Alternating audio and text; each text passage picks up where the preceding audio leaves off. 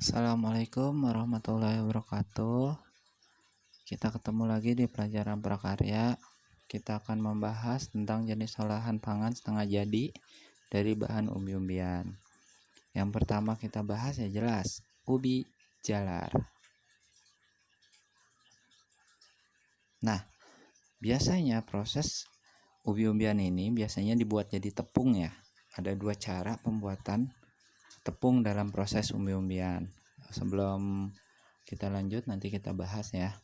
Di sini proses yang pertama itu adalah proses menjadiin tepung, semuanya itu enggak ada yang kebuang, jadi prosesnya dijemur.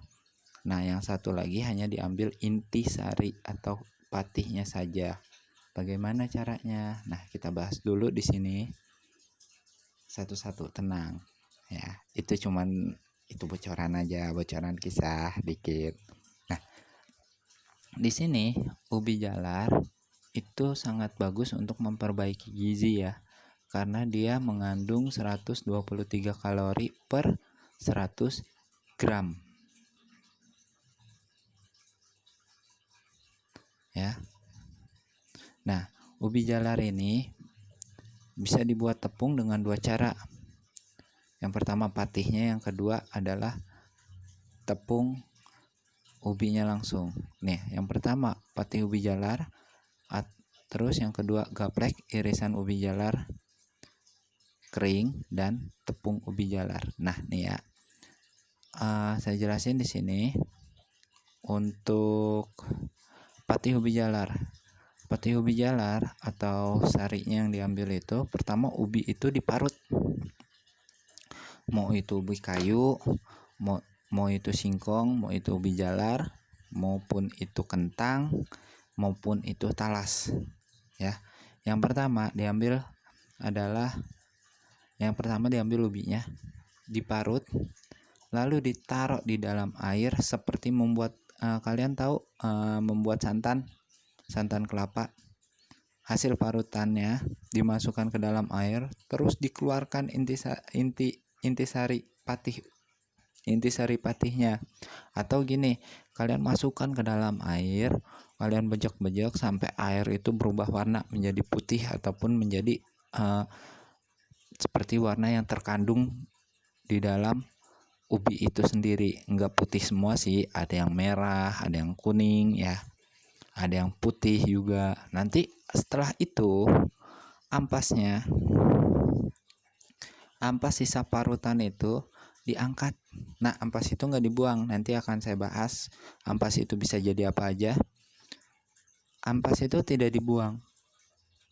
Nah, terus air yang sudah berubah tersebut, yang udah mengantung inti patih ubinya, mau ubi singkong, mau ubi kayu, mau ubi jalar, maupun kentang, maupun ubi talas ya, itu nanti ditaruh dulu, ditunggu beberapa jam hingga intisarinya itu mengendap di bawah permukaan air. Setelah itu bisa airnya dikeringkan ataupun diambil. Biasanya sih kalau ditaruh di ember atau di wadah, airnya dibuang. Nah, intisari patihnya itu nanti akan membentuk sebuah kayak gumpalan gitu, kayak lumpur lah ya, kayak model gumpalan, lalu dijemur. Setelah kadar airnya habis ataupun mengering ya, terus ditumbuk, dibuat halus menjadi tepung. Nah, satu lagi tepung ubi jalar. Nah, kalau tepung ini itu tadi ubi diiris tipis-tipis dulu. Wah, terus dijemur. Habis itu setelah kering dihancurkan ya. Bisa ditumbuk, bisa menggunakan mesin hingga menjadi bubuk ya. Nah, itu perbedaannya patih ubi ataupun tepung ataupun tepung kanji ya. Kalau tepung kanji itu adalah patihnya, sedangkan tepung kanji atau aci itu adalah patihnya, jadi intisarinya. Kalau tepung itu semua bagiannya itu nggak ada yang dibuang selain kulit, ya, selain kulitnya. Nah, terus mengapa dijadiin tepung? Karena agar memiliki daya simpan lama dan dapat digunakan sebagai bahan baku dalam industri makanan. Jadi dia itu lebih mudah lagi untuk diolah kembali. Daya simpannya juga lama. Nah, biasanya dibuat menjadi apa kalau dia jadi tepung? Kue lah. Kue kering, kue lapis, dan cake ya. Nah, singkong. Sekarang kita akan membahas singkong. Nah, di sini sisa nih ya, kayak tadi tuh ya, saripati singkong atau aci ya.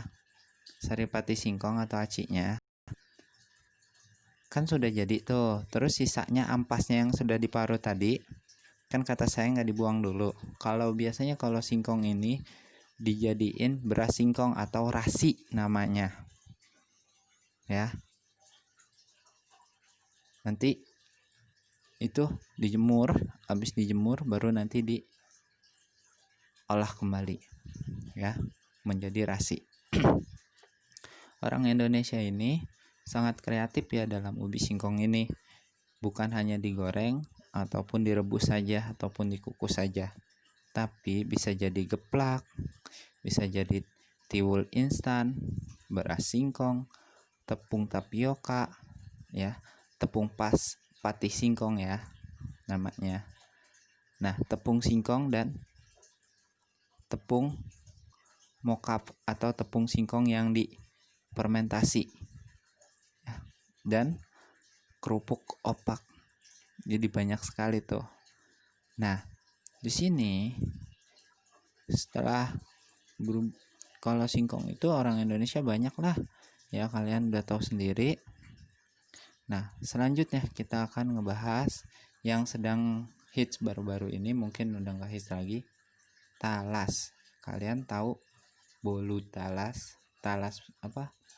Bolu talas Bogor. Nah, di sini dibuat dari tepung talas. Ya. Caranya bisa dua cara seperti tadi. Bisa talas itu dijemur dibuat jadi tepung, ataupun diambil inti patihnya saja. Ya. Nah,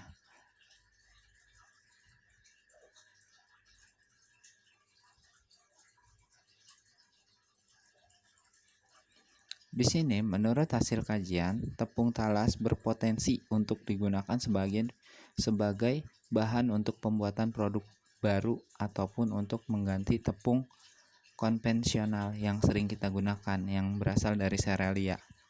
Tepung talas memiliki kapasitas absorpsi air yang tinggi dan granula patihnya yang tahan panas sehingga dapat digunakan sebagai pengental untuk sup ataupun produk olahan lainnya.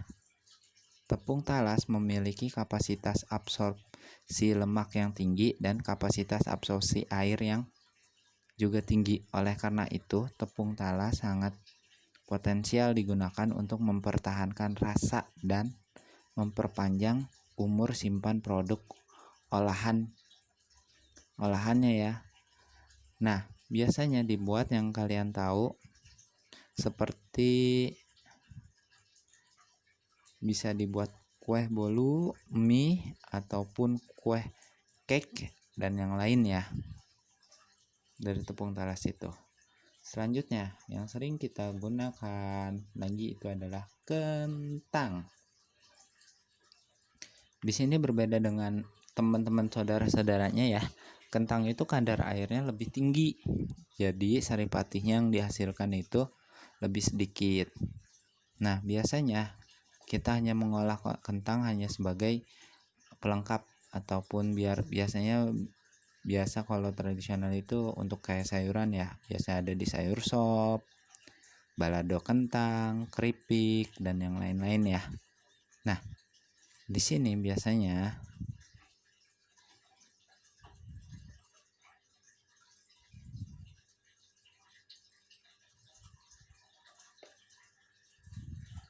Biasanya kalau cewek sering menggunakannya untuk diet karena diyakini oleh masyarakat dunia sebagai sumber nutrisi yang penting dalam tiap pola diet seimbang, karena mengandung karbohidrat, serat, vitamin A, B ya.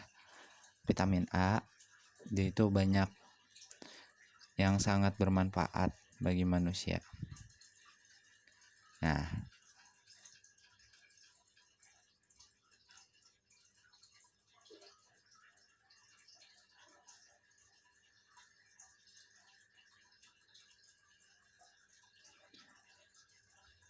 kita kenapa membahas tentang tepung ataupun produk setengah jadi ya?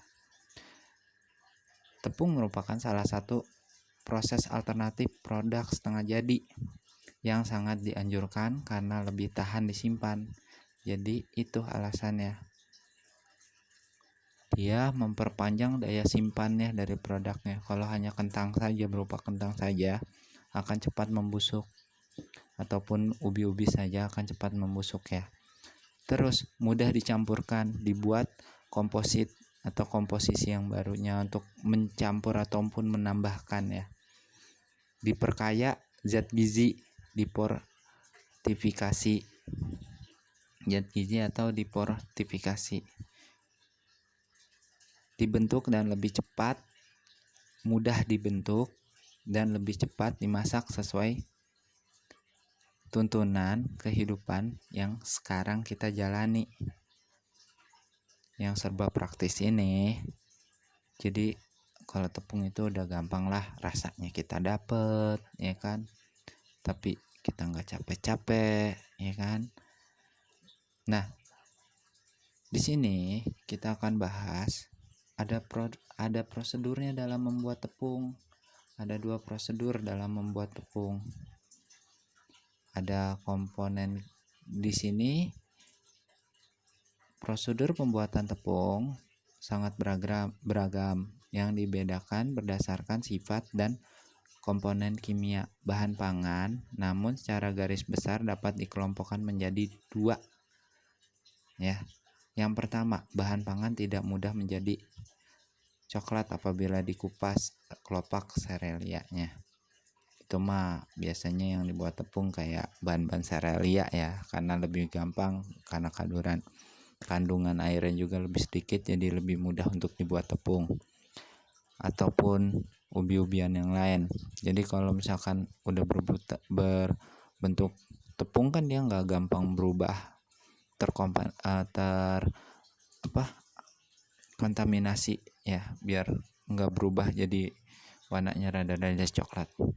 Bahan pangan yang mudah menjadi coklat, kalau kita potong aja ubi-ubian itu gampang buat berubah warna ya. Kelopak aneka ubi dan buah yang kaya akan karbohidrat yang dibutuhkan oleh tubuh kita. Nah, di sini penjelasannya. Sekedar info yang tadi mungkin penjelasan saya tentang inti patih dan yang lainnya tentang tepung belum begitu mengerti. Di sini saya bacain lagi. Tepung dan patih merupakan 2 produk yang berbeda cara pembuatannya dan sifat fisik atau kimianya serta pemanfaatan. Pada pembuatan tepung, seluruh komponen yang terkandung di dalam bahan pangan dipertahankan keberadaannya kecuali air. Sementara itu, pada pembuatan patih, prinsipnya hanya mengekstrak kandungan patih saja.